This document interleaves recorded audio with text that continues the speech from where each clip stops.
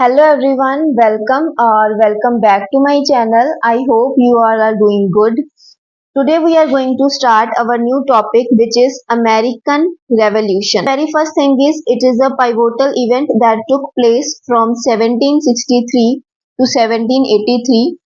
ये जो American revolution था, it mark the struggle of 13 American colonies. ये 13 अमेरिकन कॉलोनीज का स्ट्रगल को मार्क करता है अगेंस्ट द ब्रिटिश रूल, और इस तरह ये eventually it lead to the establishment of United States as a independent nation. अब ये जो अमेरिकन रेवोल्यूशन था, it was fueled by combination of factors. For example, political factors were there, many social factors were there, and the ideological factors were there. ये हम आगे भी पढ़ेंगे कि कौन कौन से causes थे या कौन कौन सी चीजें थी जिसकी वजह से ये जो अमेरिकन रेवोल्यूशन था, this was fueled. तो इन सभी फैक्टर्स की वजह से क्या होता है, it culminated the desire for liberty and self determination in the people of America. ये जो अमेरिकन रेवोल्यूशन था, it was more than a merely N independence war. ये इसको हम सिर्फ एक इंडिपेंडेंस का वॉर नहीं बोल सकते.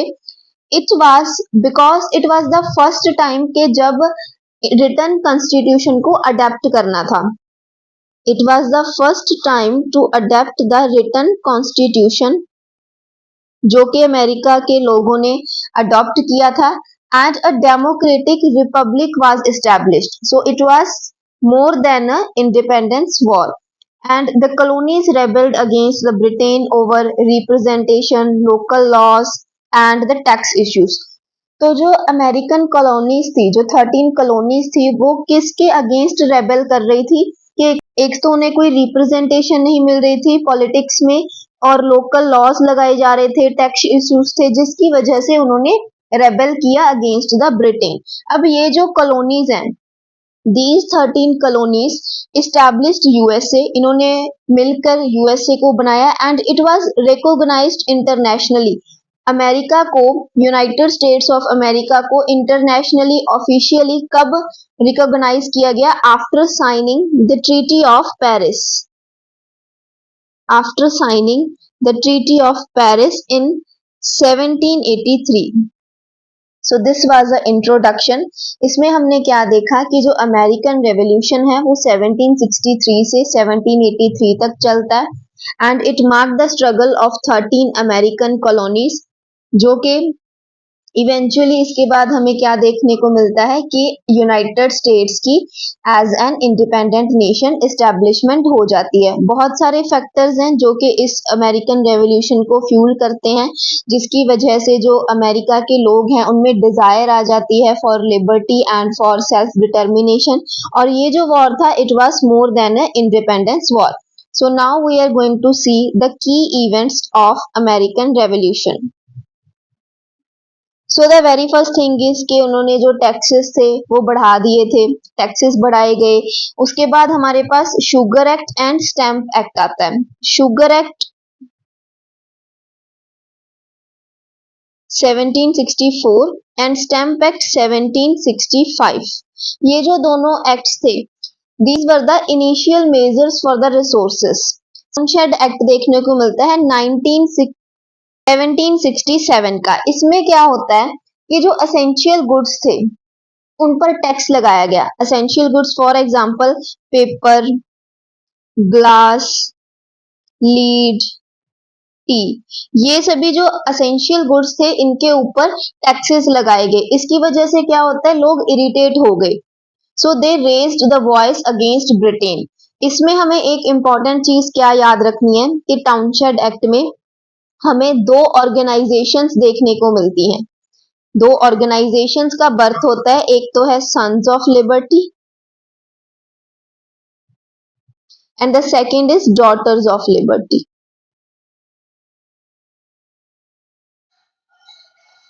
सो ये जो दो ऑर्गेनाइजेशंस हैं इनका हमें बर्थ देखने को मिलता है during this Townshend act. Now the fourth key event is Boston massacre of 1770. इसमें क्या होता है, ब्रिटेन ने टैक्स ड्यूटीज इंक्रीज कर दी थी ऑन द आर्टिकल्स जो कि अमेरिका इंपोर्ट करता था. Britishers increased the tax duties on the articles imported by America. तो इससे क्या होता है, जैसे कि इसमें कौन कौन से आ जाते हैं हमारे पास, ग्लास आ जाता है, पेपर आ जाता है एंड टी एक्सेट्रा। ऐसे जो हमारे गुड्स थे, जो आर्टिकल्स थे, इनके ऊपर टैक्स ड्यूटीज इंक्रीज कर दी थी। तो इससे क्या होता है, बॉस्टन में प्रोटेस्ट होता है। सैमुअल एडम्स था, वो ये मास प्रोटेस्ट को ऑर्गेनाइज करता है। We have to remember this name, Samuel Adams. इस जो प्रोटेस्ट है, ये जो मास प्रोटेस्ट होता है राइज इन द ड्यूटीज, जिसकी वजह से जो अमेरिकन हैं वो इरिटेटेड हो जाते हैं, अनॉयड हो जाते हैं, तो वो प्रोटेस्ट होता है और उसका लीडर कौन होता है, सैमुअल एडम्स।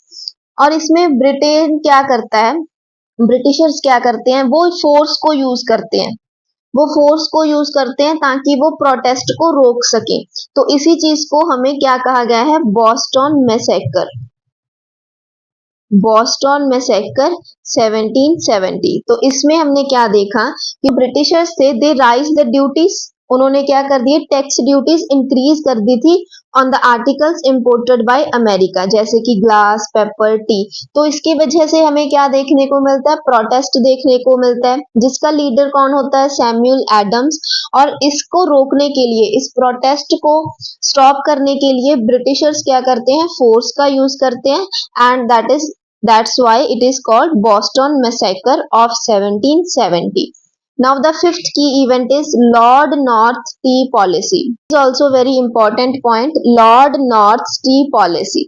अब जब east India company financial crisis से क्या कर रही थी, सफर कर रही थी, east India company was suffering from financial crisis, तो तब हमें क्या देखने को मिलता है कि जो लॉर्ड नॉर्थ है, जो न्यू प्राइम मिनिस्टर थे ब्रिटेन के, they came up with a new tea policy. That tea policy was under the tea act, under tea act of 1773, tea act of 1773। तो इसमें हमने क्या देखा कि जो ईस्ट इंडिया कंपनी थी वो सफर कर रही थी फ्रॉम द फाइनेंशियल क्राइसिस। तो जो लॉर्ड नॉर्थ हैं, जो न्यू पीएम थे ब्रिटेन के, वो एक नई टी पॉलिसी के साथ आते हैं under the tea act of 1773। Policy थी, इसके दो ऑब्जेक्टिव्स थे। द फर्स्ट ऑब्जेक्टिव वाज कि हमने जो ईस्ट इंडिया कंपनी है उसको रिलीव करना है from the financial crisis, to relieve East India Company from the crisis. And the second objective was to reassert the British authority over the colonies. जो colonies थी, 13 colonies थी, उनके ऊपर reassert करनी है ब्रिटिशर की authority। by किस तरह करेंगे वो अपनी authority, by imposing the taxes. And then the next point is Boston Tea Party. Samuel Adams है, वो क्या करता है, वो एक शिप बोर्ड करता है इन द बॉस्टन पार्ट। वहां पर क्या करता है, वो सभी टी कंटेनर्स को थ्रो कर देता है इन द अटलांटिक ओशियन।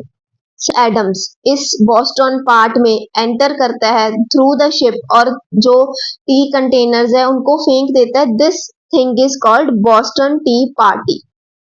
ये जो चीज है कि उसने जो सभी टी कंटेनर्स थे इकट्ठे किए, through the ship he went to Boston port and threw away all the tea containers, इसको हम क्या बोलते हैं, Boston tea party. So now the next point is first continental congress. अब हमारे पास फर्स्ट कॉन्टिनेंटल कांग्रेस बनती है 1774 में। इसके लीडर्स होते हैं Samuel Adams, George Washington and John Adams. ये क्या करते हैं, it was the important outcome of Boston tea party. ये जो फर्स्ट कॉन्टिनेंटल कांग्रेस थी, it was the outcome of Boston tea party. हमें क्या देखने को मिलता है कि जो अमेरिकन थे, they sent a petition to the Britain as a symbol of peace. वो पिटीशन सेंड करते हैं और उसमें उनकी दो डिमांड्स होती हैं। First was to remove the restrictions to remove the restrictions on trade and commerce. एक तो ये डिमांड होती है उनकी, and the second demand was representation in the parliament.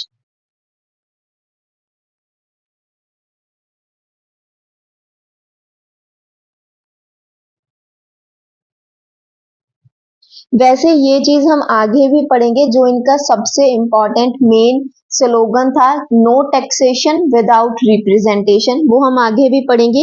तो इसमें हमने क्या देखा कि फर्स्ट कॉन्टिनेंटल कांग्रेस बनती है 1774 में। ये बॉस्टन टी पार्टी की क्या थी, आउटकम थी। इसके लीडर्स थे Samuel Adams, George Washington and John Adams. इसमें इन्होंने दो डिमांड्स रखी थी, एक तो कि जो रिस्ट्रिक्शंस एंड ट्रेड या कमर्स पर उनको रिमूव किया जाए और उन्हें रिप्रेजेंटेशन मिले पार्लियामेंट में। नाउ द नेक्स्ट की event is second continental congress. अब जो किंग जॉर्ज थ्री थे, king George three, he called the American resistance as a rebellion against Britain. ये जो अमेरिका के लोगों की रेजिस्टेंस थी, उसको वो एक एज अ रेबेलियन कहते हैं अगेंस्ट द ब्रिटिश, जिसकी वजह से हमें क्या देखने को मिलती है, सेकंड कॉन्टिनेंटल कांग्रेस इन 1775। अब 1776 में क्या होता है कि जो ब्रिटेन है वो रिजेक्ट कर देता है ये सारी चीजों को, जो उन्होंने डिमांड्स रखी होती हैं, जो पिटीशन सेंड किया होता है, and the Britain declared proclamation of rebellion. 1776 में क्या होता है, ब्रिटेन ये सारी चीजों को रिजेक्ट कर देता है, जो इन्होंने डिमांड्स रखी होती है, जो पिटीशन सेंड किया होता है ब्रिटेन को as a symbol of peace, और वो क्या करता है, declared the proclamation of rebellion. और इसके बाद क्या होता है, sent the forces for war. And then the next thing is declaration of independence. 4 जुलाई 1776 को क्या होता है, 4 जुलाई 1776 को ये जो सेकेंड कॉन्टिनेंटल कांग्रेस है, उसमें 5 मैन कमेटी बनाई जाती है। में जो लीडर्स होते हैं जैसे कि Thomas Jefferson, Franklin, John Adams, ये एक ड्राफ्ट बनाते हैं डिक्लेरेशन ऑफ इंडिपेंडेंस का। सारे लीडर्स होते हैं, वैसे तो 5 लोग होते हैं, इसमें से सबसे मेन क्रेडिट किसको दिया जाता है कि थॉमस जेफरसन ने क्या लिखा था, डिक्लेरेशन ऑफ इंडिपेंडेंस ड्राफ्ट किया था। इन्होंने क्या कहा था, that all men are equal in the eyes of state. और अब इस डिक्लेरेशन ऑफ इंडिपेंडेंस के बाद में हमें क्या देखने को मिलता है, अमेरिकन वॉर ऑफ इंडिपेंडेंस 1776 में देखने को मिलता है ये हमें, and it was fought under the leadership of George Washington. 88 में 1788 में France also entered the American revolution and support करता है अमेरिका को। And in 1781 we have to remember this date, 1781 जो ब्रिटेन है, it surrendered in Yorktown Virginia. Yorktown Virginia में Britain surrender कर देता है। एंड देन हमें ट्रीटी ऑफ पेरिस देखने को मिलती है 1783 में। 3 सितंबर 1783 को ट्रीटी ऑफ पेरिस साइन होती है and it formally ended the revolution, the American revolution. ये हमने इंट्रोडक्शन में भी देखा था कि जब जो हमारे यूनाइटेड स्टेट्स है उसको इंटरनेशनली कब ऑफिशियली कब रिकॉग्नाइज किया जाता है, after the treaty of Paris. So these were the key events. Let's take a quick overview to all these points. Taxes में राइज था, शुगर एक्ट आया, स्टैम्प एक्ट आया, टाउनशेड एक्ट आया, एंड द इम्पोर्टेंट थिंग इसमें दो जो organisations थी उनका बर्थ हुआ, sons of liberty, daughters of liberty. And then Boston massacre देखने को मिलता है 1770 में। जो देन लॉर्ड नॉर्थ की हमें टी पॉलिसी देखने को मिलती है, जिसके दो ऑब्जेक्टिव्स थे। एक तो ईस्ट इंडिया कंपनी को रिलीव करना था फ्रॉम द फाइनेंशियल क्राइसिस, और सेकंड जो ब्रिटिशर्स की अथॉरिटी थी उसको उन्होंने रीअसर्ट करना था। एंड जो इस बॉस्टन टी पार्टी है उसमें इंपॉर्टेंट नेम है हमारे पास सैमुअल एडम्स का। देन हमें फर्स्ट कॉन्टिनेंटल कांग्रेस देखने को मिलती है, जिसमें उन्होंने दो डिमांड्स रखी थी। एक तो कि जो रिस्ट्रिक्शंस हैं ट्रेड और कमर्स पर उनको रिमूव किया जाए एंड उन्हें पार्लियामेंट में भी रिप्रेजेंटेशन मिल सके। Then we come to the second continental congress. इसमें हमें क्या देखने को मिलता है कि जो ब्रिटिशर्स हैं वो रिजेक्ट कर देते हैं सारी चीज़ों को और फोर्सेस सेंड कर देते हैं फॉर द वार। और हमें देखने को मिलता है कि जो थॉमस जेफरसन है वो डिक्लेरेशन ऑफ इंडिपेंडेंस लिखते हैं। It was mainly drafted by him, ये नेम हमने याद रखना है। 5 मैन कमेटी बनाई जाती थी। वो कहते हैं कि all man are equal in the eyes of state. और इसके अमेरिकन वॉर देखने को मिलता है, ये under the leadership of George Washington होता है। 1788 में फ्रांस भी इनको ज्वाइन कर लेता है फॉर सपोर्टिंग। एंड 1781 में क्या होता है, यॉर्क टाउन वर्जीनिया में ब्रिटिशर्स सरेंडर कर देते हैं एंड ट्रीटी ऑफ पेरिस के बाद फॉर्मली जो अमेरिकन रेवोल्यूशन है वो एंड हो जाता है। Now we are going to see the causes of American revolution.